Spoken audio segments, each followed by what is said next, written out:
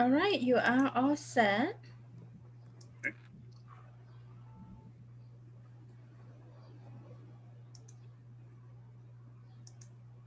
Okay, so let's call the meeting to order since we have a quorum. Can I have a motion to approve the agenda as presented? Motion. And do we have a second? Second. Okay, all in favor say aye. Aye. Aye. Okay, the agenda is approved. So we've got three policies that we're gonna, or policy changes that we're gonna look at today. And we've got the racial equity policy first. And the only change that's being proposed is a change to one of the definitions. And Barbara Mullen is here to talk to us about that. Since this is a public meeting being live streamed and so forth, Barbara, do you want to just quickly introduce yourself to any who might be watching and what your portfolio is? Sure. So I'm Barbara Mullen, Chief of Equity, Culture, and Student Support at Providence, and my portfolio consists of racial equity strategy for the district, as well as culture, climate, student supports, culturally responsive teaching, and special education and supports for students. All right, great. Thanks, Barbara. So do you want to just talk about what led to what the change in definition is that is being proposed and kind of what led to that? Absolutely. So is it possible to share screen? Are we able to do that or no? So.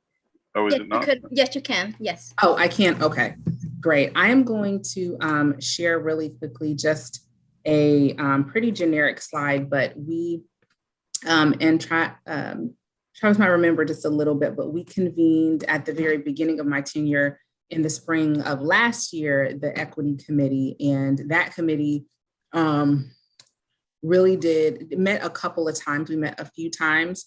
And then we had some conversations with teachers really around in the spirit of the turnaround and transition in general. How did we want to redefine equity? So we began workshopping with that committee to come up with a different definition and not altogether contradictory or separate, but one that really further articulated more of how the district is defining it and not necessarily just a stark definition that is more generic. And so what I'll share now is a diversity, equity, and belonging definition that we have been really sharing throughout the district as we've worked with teachers to be able to articulate it. And it's just I'm sorry for my phone. And it's just slightly different than what is in our current definition. And so it's more of a belief and statement. And so the proposed revision to the policy would articulate it as a definition and statement. So it would serve as both. Equity and belonging are the leading core values at Providence Public Schools. Valuing equity and belonging means that we must provide resources and support matched to student needs for each student in each school. We have a collective responsibility for recognizing, interrupting, and transforming systemic educational inequities so that social and cultural factors such as race, language, and ability are no longer predictors of our students' success after they leave our care. So we dug more specifically into our action-oriented roles as opposed to a less kind of action-based definition. And we've used it throughout the whole school year, specifically as we've built capacity for the educators and for the leaders around collective responsibility, recognizing, interrupting, and transforming as action-oriented words. And so that's where we landed this year after some shopping around. And with the kind of support of the policy committee, are hoping to be able to memorialize that and update our policy. Great, thanks, Barbara. Committee members, anybody have any thoughts or questions about this?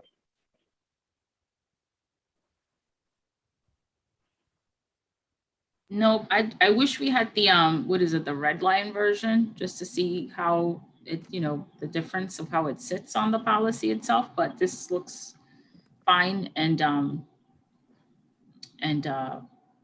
thought out and right to add to this. I just don't remember what it used to look like versus now.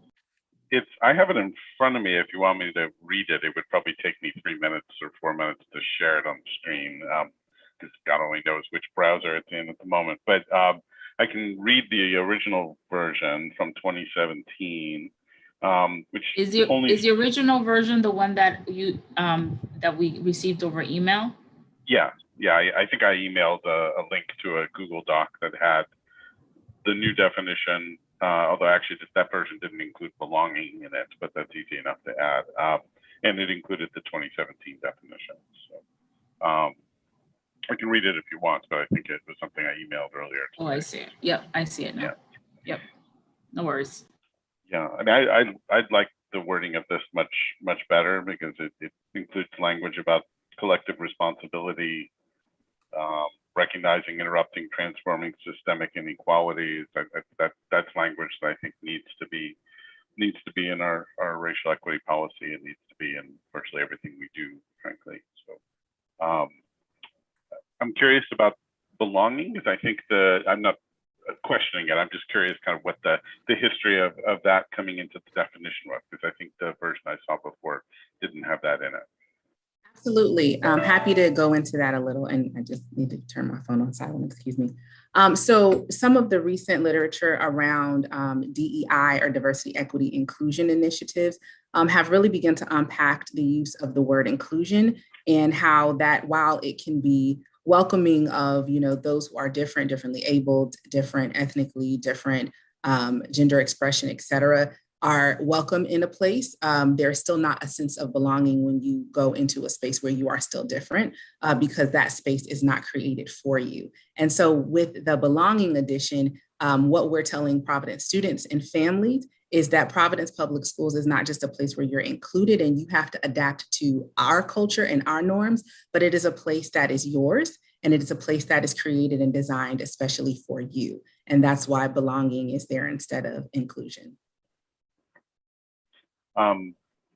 Do we think that the name of the title of the policy should be changed to include belonging, or do we think that belonging needs to be part of that you can't really have a meaningful racial equity policy without belonging sort of subsumed within it? It's easy enough to change, I think, to change the title of a policy. I don't know whether you think that that's necessary, Barbara, or whether belonging is something that's sort of assumed in the way we're defining equity. I would say that if we were to really think about those changes, and then there is one other change I didn't get ahead of, but it speaks of a plan.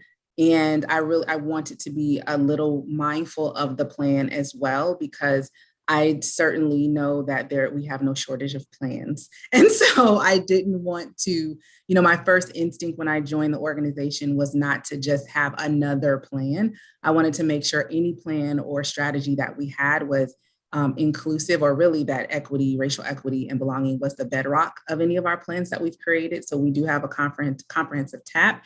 And so I don't currently have a work stream dedicated to creating an equity plan. At the moment, I have, some other work streams and projects that feed into the work we're doing. But I would consider revising mentions of a plan. And I would also consider probably removing ethnic from the title and have a racial equity, or a, diversity, equity, belonging, simply because I think that the work that we're doing is about our linguistically diverse students. It's also about our students who identify on the LGBTQ continuum, gender expression and support, as well as students who have different abilities. Thanks, Barbara. I mean, it feels like it's another conversation about whether to take ethnic in or out in this case. I don't know whether we want to have that conversation now. I don't know that we were prepared to have that, or whether we want to punt that to another meeting, or simply just approve the policy with a revised definition and then revisit that conversation later. It sounds like if the district and if RIDE and if you guys have been functionally using this definition for a while, we should sort of, you know, nail it up on the wall at this point and make it an official part of the policy. That would be my inclination, and then I think we can have another discussion, maybe separate from that, about whether ethnic should be in there or not. That, I mean, I just know as a historian writing about the history of both of those terms that it's a complicated conversation. So about what those mean. Neri and Travis, what do you guys think? I think we approve the policy tonight, and maybe shift that topic to another meeting, or just another conversation. So that'd be my recommendation. When would this be due for another revision? Like this was in 2017, so in 3 years? Well, 2017 has been 4 years. Yeah, it's been a while. I don't have that document in front of me at the moment. Because you're right. I mean, in the last 4 years, I feel like the conversation has evolved and become, conversations around equity have evolved. I'm just going to say that. And so we should have a policy that reflects, what 2021 looks like. In 2017, this was great. This was a move forward. If we just change the definition today, then we'll be updated, but still on 2017 terms. Yeah. But for the purposes of time, I don't think we can tackle the entire policy tonight.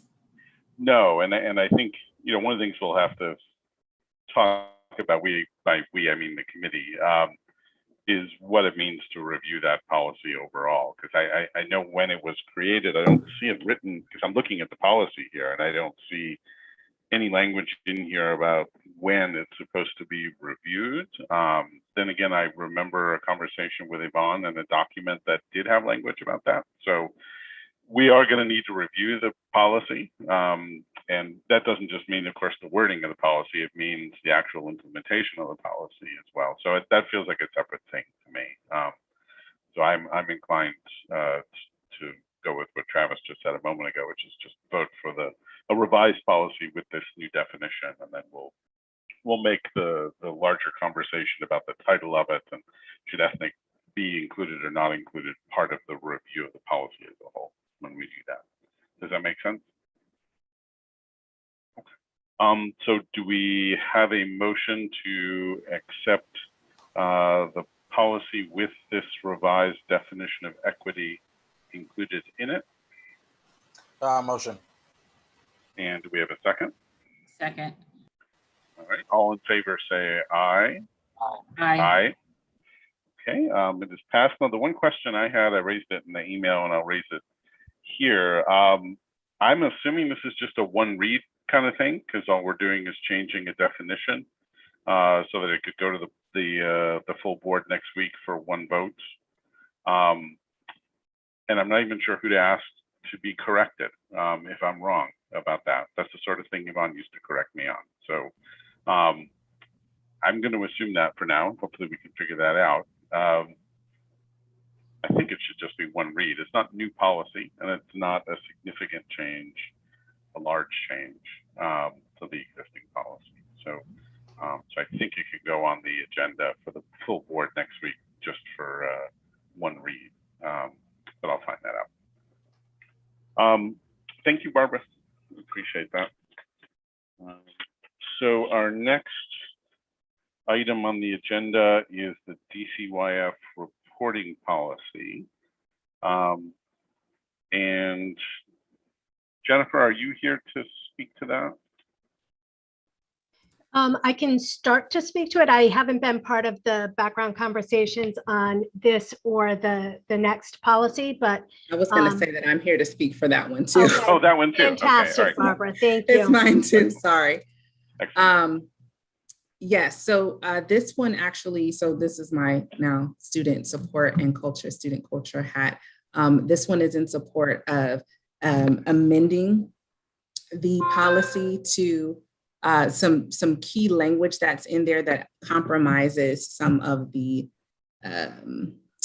licensure of our clinicians in the way that it's currently read and written. And so it's brought forth.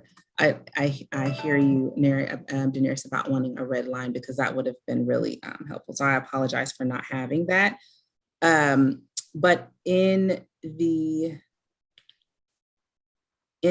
is a section under our standards, procedures, and guidelines that currently requires for the principal or their designee to call the police after they call DCYF, and then they inform the police department. That particular request compromises our social workers, specifically who have Department of Health licensure. So all of them have Rhode Island Department of Education licensure, and they are also certified under the Rhode Island Department of Health licensure.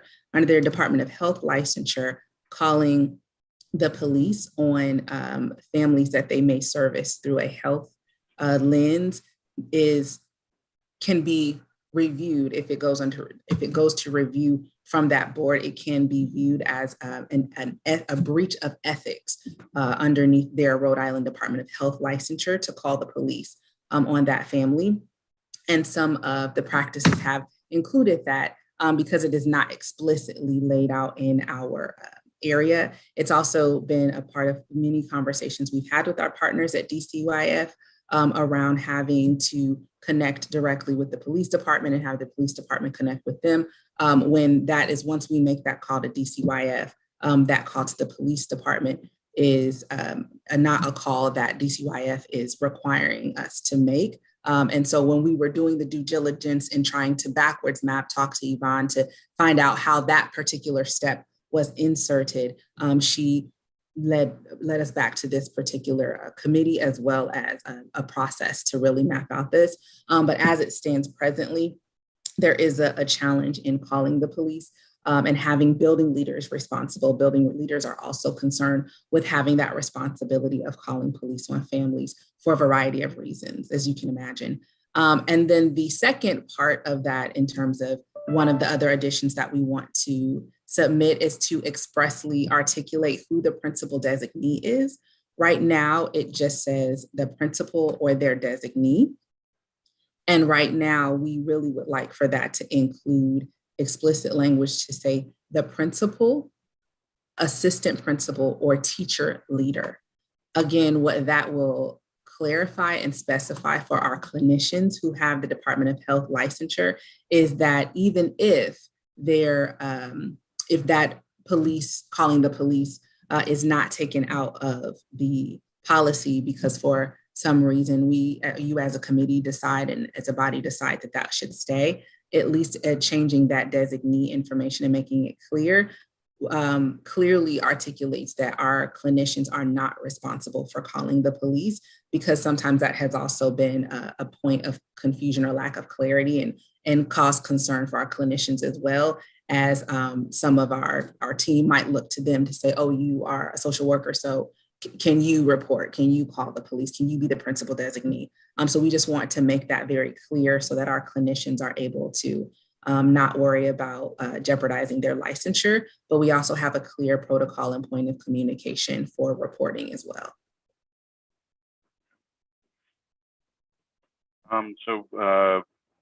Committee members, do you guys have questions or comments about this?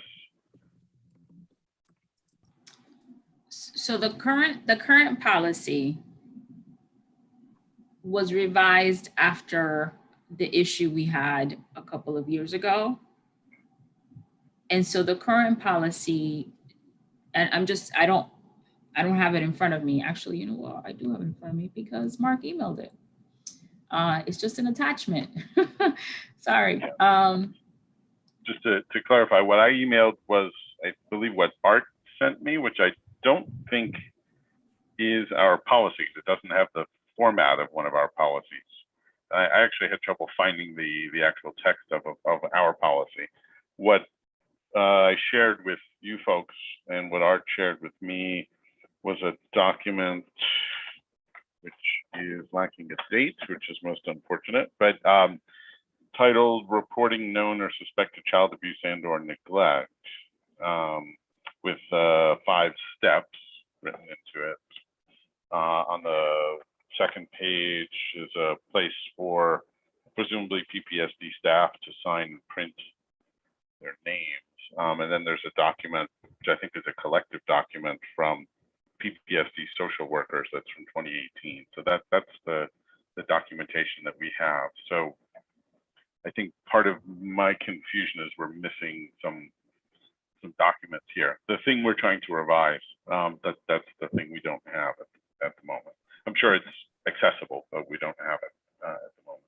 That's the same one. I'm sorry to interrupt, Chair. That's the same document that we have. It is, and Jen, maybe you can give us some clarification, but it is our policy, but our teachers have to sign, our staff have to sign a receipt and acknowledgement of that policy. Jen, is that correct? Every year? Yes, that's correct. And that document is the correct one with the 5 steps on it and the 2-page document. Yes. Okay, so that's what we have at present. That's the thing we're trying to change, right? Okay. So for some reason, I kind of remember that we never had a policy as formatted as the rest of our policies, that we really just had this one form that then was issued out to people and things like that. I feel like the other document doesn't exist. I feel like I remember that because this became more of an HR thing than a policy, it's a school board policy thing. So the social workers, let me just clarify, just like I'm trying to understand. So the social workers, people who have licensure as clinicians, are the ones that are asking for this to be changed or revised so that they're not, so that the reporting to police does not fall on them. And this is because it violates confidentiality. Like what's the reasoning? Absolutely, it violates their code of ethics under their Rhode Island Department of Health licensure. So them having to call the police is not under their purview as licensed clinicians in the Department of Health. Under the Department of Health, they are required to call Dcyf, and then Dcyf reports.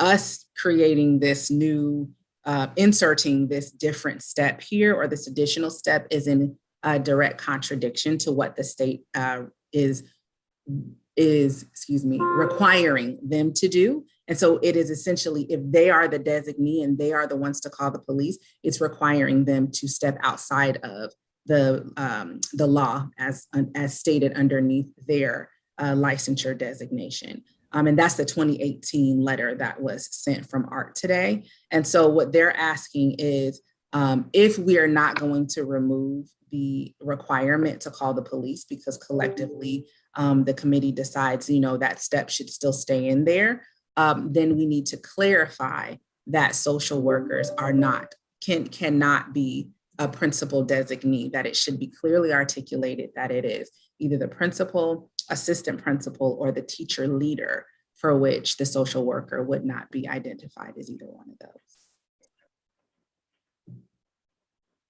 That's the social worker, but I will just add the other addition from our building leaders who don't have a letter of support for this, but some of our building leaders did also, again, have concern about calling the police. So that was the recommendation from both of those groups to be able to do that. However, I yield the first recommendation if the committee has other context in which they believe that step should still stay in there. So we're not eliminating, we're not shifting the responsibility of reporting. We're just removing police from the equation and sticking to this, the issue would be reported to Dcyf and not involve the police at that time. Yes, because in the current step now, Hypothetically, if they're, if we're all mandated reporters, if a principal of the building received a report or had a suspicion of abuse or neglect, they would call DCYF on, the Jenkins family or Johnson or whatever. And then they would then hang the phone up and then they would call the police department and they would notify the police. Not, again, if you're mandated reporting, you're reporting a suspicion. You are not saying that there was a crime or anything. So it's the vagueness of it in terms of calling the police is what's a concern for building leaders. They're not filing a report. They're simply saying, we called. And so that information, without having the origin of that particular decision, we're still trying to get clarity around if that step should still be there. And collectively, just with our commitment to trying to have a more restorative engagement and interaction with our families and communities, we really want to take that step out, unless, of course, the committee or body sees a reason why that should stay in there. Does state law sort of restrict or dictate what we can do with regard to this anyway, in any way? So if we removed the requirement to call for anyone to call the Providence Police Department, are we, in danger of violating some sort of state law on how this is supposed to go? So we're not in violation of calling of any state law if we don't call the police. We would be if we did not follow mandated reporting guidelines. And we can look to other social agencies that work with youth, such as, early child care facilities, et cetera. I believe we're in the minority of organizations who are responsible for mandated reporting that, in addition, call the police. Okay. I think just sort of legislatively, the dilemma that we have is that we don't really have a formal policy that I'm aware of that the board has adopted that we can change. I think what we need to do is actually write one that includes this, which is obviously something we cannot do tonight, but it is something I think we can do in fairly short order. The person who has written our policies in the past, of course, is no longer with us, and we're working on that, but that might result in a delay. It will result in a delay in getting this where we want it to be. Art had made it pretty clear that this needed to be on our agenda for discussion tonight, which implies that there's real urgency to it, which I, of course, can understand. Are we up against any sort of specific deadline that you know of, Barbara, or if we were able to write a policy that included this, that would be, we'd pass this summer, that would be operative for the fall? Is that sufficient? Yeah, we could do that. That would be sufficient. The only deadline, I think what we really wanted to make sure was that we didn't miss a window to be able to bring this before the committee. And so if that is something where you would like to retreat or go into a different building or planning session to be able to work and workshop this, I think that would be advisable as well. In the meantime, in terms of implementing this, we still have it for our educators. I will say that being able to have it before the start of the year is helpful as we onboard our building leaders, new educators, et cetera, new social workers, to have clarity for them as well. Yeah, and we should have a policy as opposed to a letter or a dictate or a regulation or something. It does seem like, especially given the incident, that I think Travis and Mary and I were all on the board when this got a little crazy a few years ago. And I don't know if either of you were on the working group that worked on this. I know Kinzel was. I was not. So I would assume that what came out of that was probably some recommendation somewhat similar to this that could go into a policy, but we don't have it at the moment. So we'll need to create it, which is fine. Easy enough to do, I think. Easy for me to say. Any thoughts about this, guys? So I'd want to see, so are we saying that we're going to hold off on revisions to this form until we get a policy together on it? Or are we going to move forward with the revision on the form?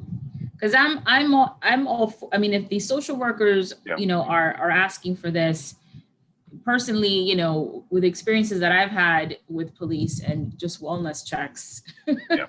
I know that it's not, I know that those are not the most productive conversations or the most healthy conversations for a family to be approached by the police. Just, Yeah. you know, so, you know, eliminating them from the equation, that makes total sense to me. I don't see why not. So would we just remove step 3? Is that the, I mean, we can tweak the language, but I just assume remove it altogether unless that puts us in some sort of legal issue. And just to clarify, these steps go with this, well, you can't see it. With this form that gets signed, those two things go together. When someone signs that form, they will have read this sheet of paper with the steps on it. Is that correct? That's 5. correct. Okay, I just want to make sure. The 5 steps and then the sign off page. And then the sign off. Okay, so those two things are together. So yeah, I suppose that's, we could revise or simply remove, I guess, step 3. But I guess like specific language would have to be added to say, okay, well, this is in the event of a suspicion of abuse of neglect. So suspicion, right? But if you know for sure that a child is in danger, right? Like if there's a gun in the house or something like that, then obviously I feel like the conversation changes. But this is, you know, suspicion of abuse and neglect. This is what this is for. Yeah. So that seems to be clear. And so yeah, we would just remove police from it. I guess the other sort of legislative question is, this is a document, I think, produced by HR, not by us. You know, can we change an HR document? And I feel like this came about. I remember this came about soon after the incident, the you know, unfortunate incident that happened. And it was a very reactive, like we need to put in something into place right now.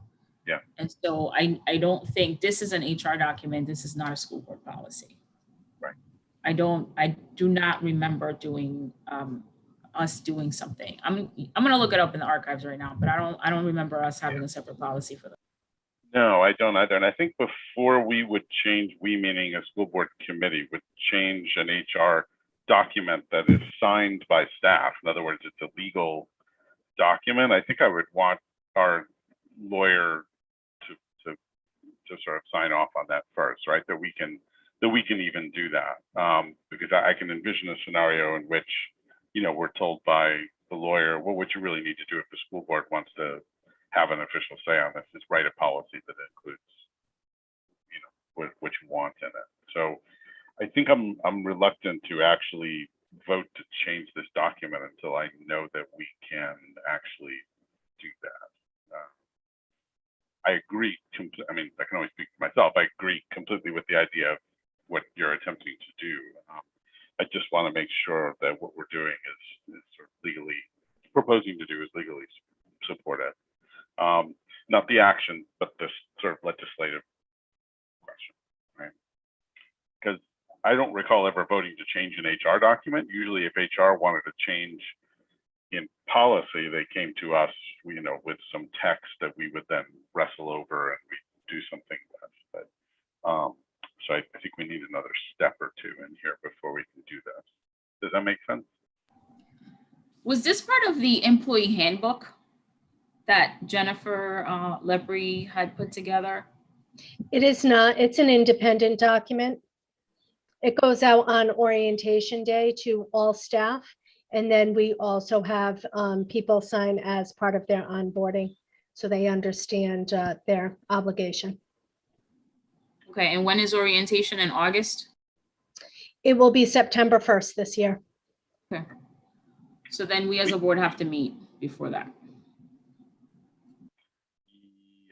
Yeah, we would. Do we have a July board meeting scheduled or an August one? Not presently. No. Okay. Yeah, that'll make a lot of people unhappy, but I guess we may need to do that. This is probably not going to be the only thing that meeting may have us do anyway. I suspect. So I'll try and get some answers about the sort of legal question and what we can and can't do with regard to this. You know, and I guess if we have to have another board meeting, we look into it, but before the end of the summer. Any other questions? Anybody about this?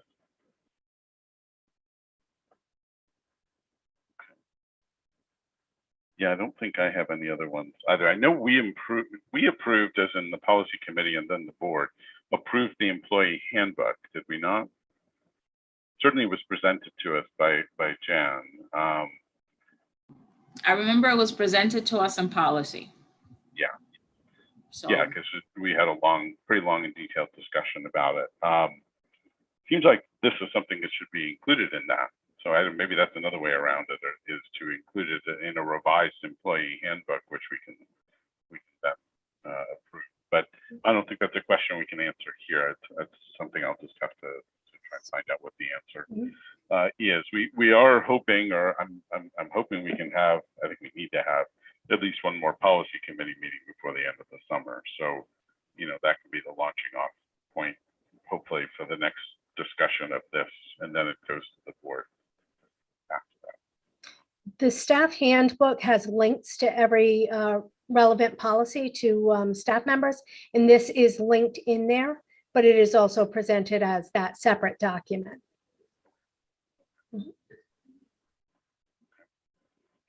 Right.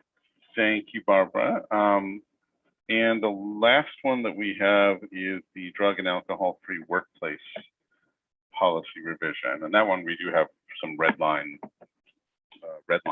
you know, of what's being revised. Jennifer, is that the one you were going to talk to us about?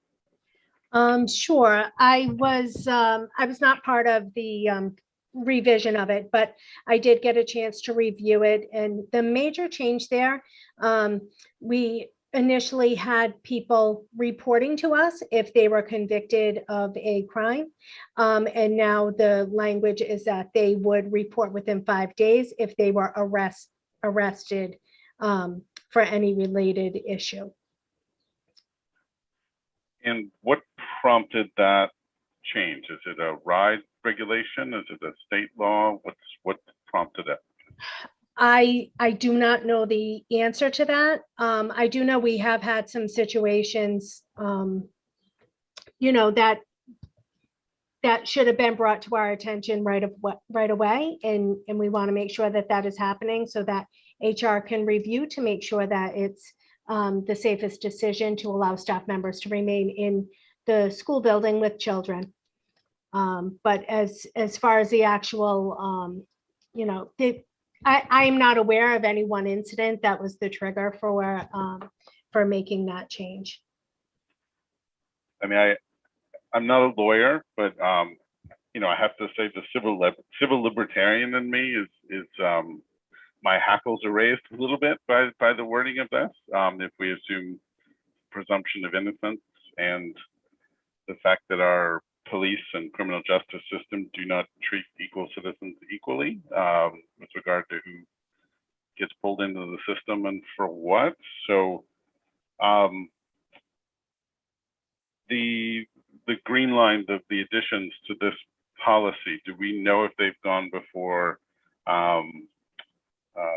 lawyers here in the district or in RIDE to make sure that we're not running afoul of well, either the collective bargaining agreement or some other sort of legal restriction? I do not know the answer to that. Neri and Travis, Tyrell, did you guys have any thoughts about this when you read this? Am I out way off base and having some questions about this? you're not. I would say we should have a legal look at it before we approve the change. Yeah, I'd agree. I would agree with that. I see the word misdemeanor in there. I don't think I need to tell anybody in the room here that, you know, there's all sorts of reasons why people might wind up being arrested, not yet convicted. And I don't know that it is DPSD's business at that point. So, and I could be wrong about that too. I don't know the answer to that, but I do think we need to have legal look at this. If it's coming down because of a ride regulation, then I guess it is what it is, and we'd have to approve it. But if we're just simply adding on to management rights in this regard, I want to make sure that's legal before we go ahead and do that. So does that make sense? Yes. Thank you. Yep. And thank you, Jennifer, for presenting this to us. So let me juggle my papers to get back to the agenda here. Well, actually, that's it. It's on the agenda. So do we want to talk the committee members and the Barbara and Jennifer? You don't need to stay. Please go and eat dinner and enjoy your families and whatever. And thank you very much. Thank you very much. So I don't want to have a policy committee meeting in the summer beyond this one, but I think we have to,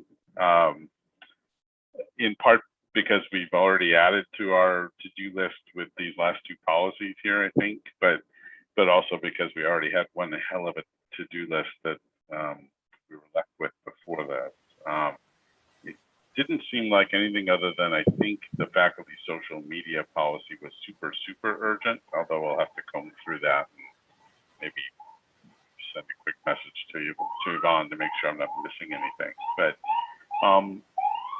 I feel like we should meet one more time. I'm open to being persuaded that we shouldn't, but I think we probably should. Well, when are you thinking? Because our school board clerk, her last day is next week.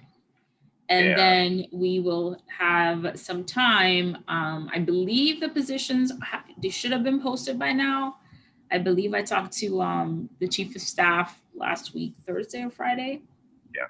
I think the position has been posted. And if so, we got to give them at least a month, to get situated for the school board policy, like actual writer, because this goes beyond the clerk.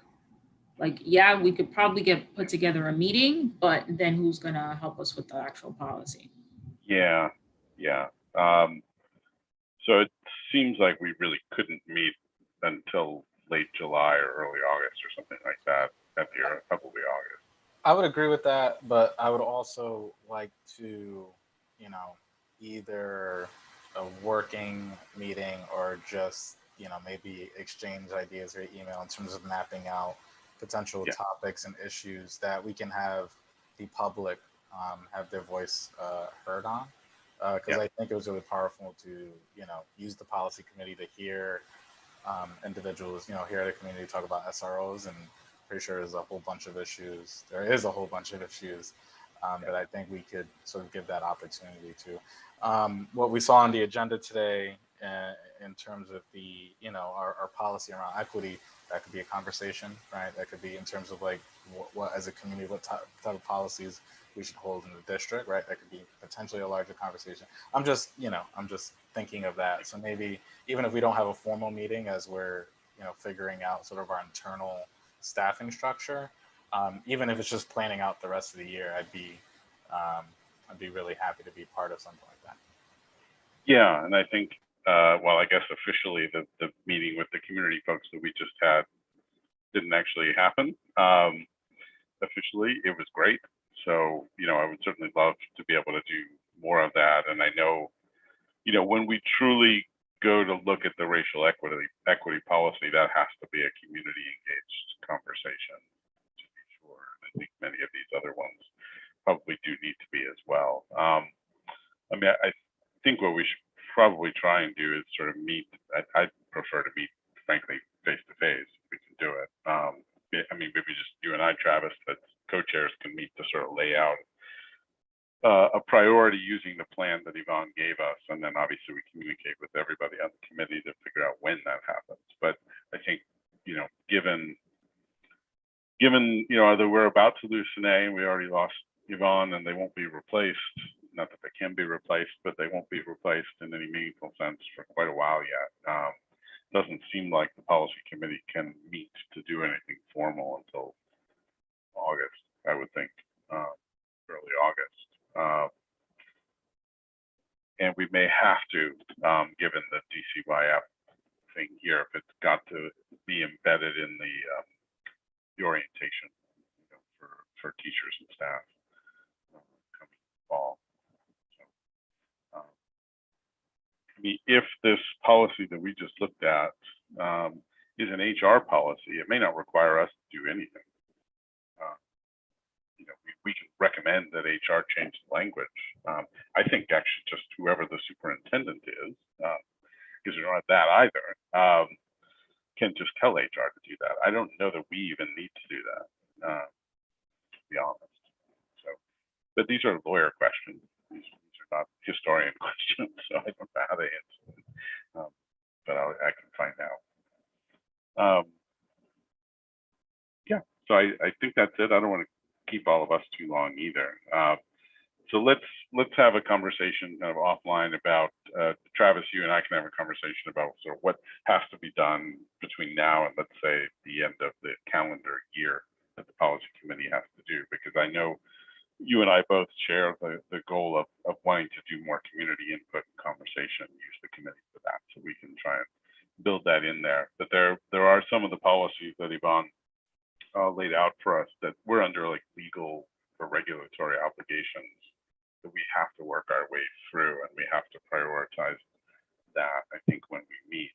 But as soon as we're able to knock those things out, then we can do whatever we want, but within reason, whatever we want with the policy committee. Does that make sense? Sounds good with me. Terrell, do you have any questions at all about all of this? I know everything about being a new board member is like drinking from a fire hose pretty much. So do you have any questions about anything we talked about so far?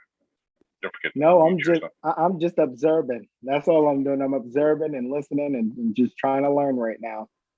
Okay. I mean, everything is very strange because of the weird position that the board is in because of the takeover. So there's that strangeness. You know, what policy, how much of a policy making body are we really? And then with the DCYF thing, there's the additional question of, you know, HR has its own sort of bailiwick, and then we do, and we overlap, but it's not always in ways that are absolutely clear. The racial equity policy, the wording of that, and the extent to which it's being followed, that is totally our thing, right? That came out of the school board. That came out of school board members pushing it, you know, 5-6 years ago. So, you know, that is definitely ours. Okay, so do we have any motion to adjourn? I have a motion to adjourn. A second? Second. Okay, and all in favor say aye. Aye. Aye. Okay. All right, excellent. Thank you, everybody.